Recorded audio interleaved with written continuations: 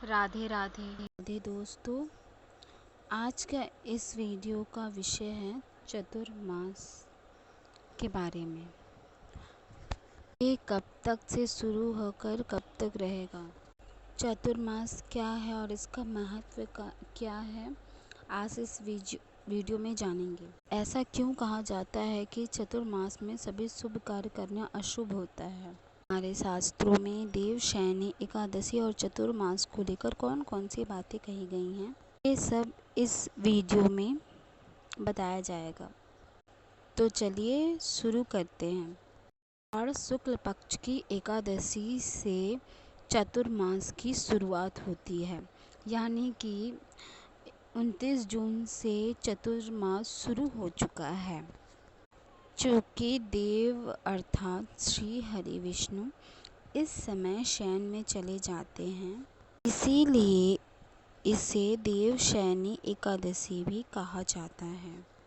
चातुर्मास का समापन 23 नवंबर 2023 को देव उठनी एकादशी के साथ होगा।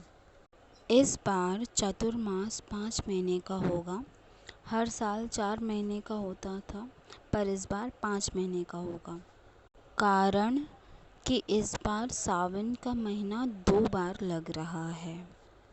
सावन का महीना 4 जुलाई से स्टार्ट हो रहा है। श्रावण मास में अधिक श्रावण मास जुड़ जाने पे इस बार श्रावण मास में 59 दिनों का होगा। पुराणों में वर्णन आता है कि भगवान विष्णु इस दिन से 4 महीनों के लिए पाताल में राजा बलि के द्वार पर निवास करके कार्तिक शुक्ल एकादशी को लौटते हैं। ये देव प्रमोदनी, देव उठनी या देवथानी एकादशी कहलाती है। 29 जून देव शयनी एकादशी शुरू हो चुका है। चतुर्मास यानी कि लग चुका है। देव शयनी और देव उठनी एकादशी के मध्य में भगवान श्री विष्णु भादो शुक्ल पक्ष की एकादशी को करवट बदलते हैं। इस एकादशी का व्रत चारों पुरुषार्थ, धर्म, अर्थ, काम, मोक्ष देने वाला है। देव शयनी से देव उठनी एकादशी तक के 4 मास को चतुर्मास कहा जाता है। चातुर्मास में न तो जनेऊ संस्कार होता है, न तो कोई विवाह होता है, न दीक्षा ग्रहण, न यज्ञ, न गृह प्रवेश, न यज्ञोपवीत संस्कार, कुछ नहीं। गोदान, प्रतिष्ठा और जितने भी शुभ कर्म हैं वो नहीं किए जाते। मुंडन, ये सब आदि काम नहीं किए जाने चाहिए। अब आपको मैं बताती हूँ कि चतुर्मास के पीछे वैज्ञानिक धर्म क्या है। क्योंकि सनातन धर्म में जो कुछ भी है उसके पीछे ठोस कारण ज़रूर होता है। अनायास तो सनातन धर्म में कुछ है ही नहीं। बड़े बड़े महापुरुष लोगों ने कुछ सोच समझ के ही नियम कानून बनाए होंगे। चातुर्मास के काल में सूर्य की किरणें और खुली हवा बाकी दिनों की तरह पृथ्वी पर नहीं पहुंच पाते, यानी कि बाकी दिनों के कंपैरिजन में पृथ्वी पे कम रहते हैं उस चातुर्मास में। क्योंकि यह 2 महीने शुरू के वर्षा ऋतु के होते हैं, ऐसे में अलग अलग जंतु और कष्टदायी तरंगों की मात्रा बढ़कर रोग फैलाते हैं।